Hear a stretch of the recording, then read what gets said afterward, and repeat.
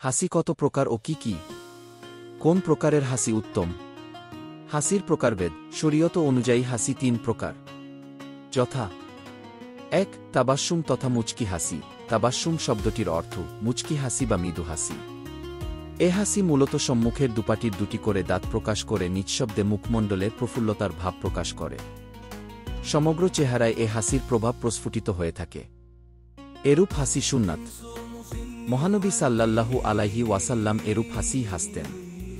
২. দহাক তথা সাধারণ হাসি। দহাক শব্দটির অর্থ সাধারণ হাসি। শরীয়তের পরিভাষায় দহাক হচ্ছে বিমুগ্ধ হয়ে দাঁত প্রদর্শন করে মৃদু শব্দে প্রফুল্লতা প্রকাশকে দহাক বলে। এ ধরনের হাসিতে দাঁতসমূহ প্রকাশ হয়, গন্ধদেশ ও কপালে কিছুটা ভাঁজ পড়ে এবং চোখের কোণ সংকুচিত হয়, আর মোটামুটি শব্দও হয়। এরূপ হাসি জায়েজ হলেও জ্ঞানী গুণীদের জন্য শোভনীয় নয়। ৩. কাহকাহা তথা অট্টহাসি। কাহকাহা শব্দটির আবিধানিক অর্থ অট্টহাসি। পরিভাষায় সমস্ত দাঁত প্রকাশ করত উচ্চ ঈশ্বরে জিহবামূল প্রকাশ করে প্রফুল্লতা প্রকাশ করাকে কাহকাহা তথা অট্টহাসি বলে। এরূপ হাসি দ্বারা মুখের আকৃতির পরিবর্তন হয়, আর চেহারারও উজ্জ্বলতা বিনষ্ট হয়। এ ধরনের হাসি শরীয়তের দৃষ্টিতে অনুচিত ও পরিহারযোগ্য। যে প্রকার হাসি উত্তম?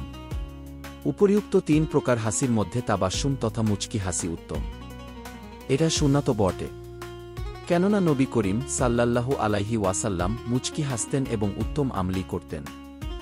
ফজরের পর সূর্যোদয় পর্যন্ত জায়নামায়ে বসে থাকার হুকুম কি? মুসাল্লায় বসে থাকার হুকুম। ফজর নামায়ের পর সূর্যোদয় পর্যন্ত মুসাল্লায় বসে থাকার হুকুম সম্পর্কে ওলামায়ে কেরামের মাঝে মতপার্থক্য পরিলক্ষিত হয়। যেমন: ১. ইমাম নবুরী রহমতুল্লাহি আলাইহি বলেন, ফজর নামায়ের পর হতে সূর্যোদয় পর্যন্ত মুসাল্লায় বসে থাকা এবং জিকর আয়কার করা মুস্তাহাব। ২. কাই আয়ায় রহমতুল্লাহি আলাইহি বলেন, এরূপ করা সুন্নাত। কারণ সালফে সালেহিন নিয়মিতভাবেই এ সুন্নাত পালন করতেন এবং সূর্যোদয় পর্যন্ত মিকা ও দোয়ায় লিপ্ত থাকতেন। ৩. অধিকাংশ আলেমের মতে এরূপ করা নফল, তবে কারো জরুরি কাজ থাকলে এরূপ করা অত্যাবশ্যক নয়।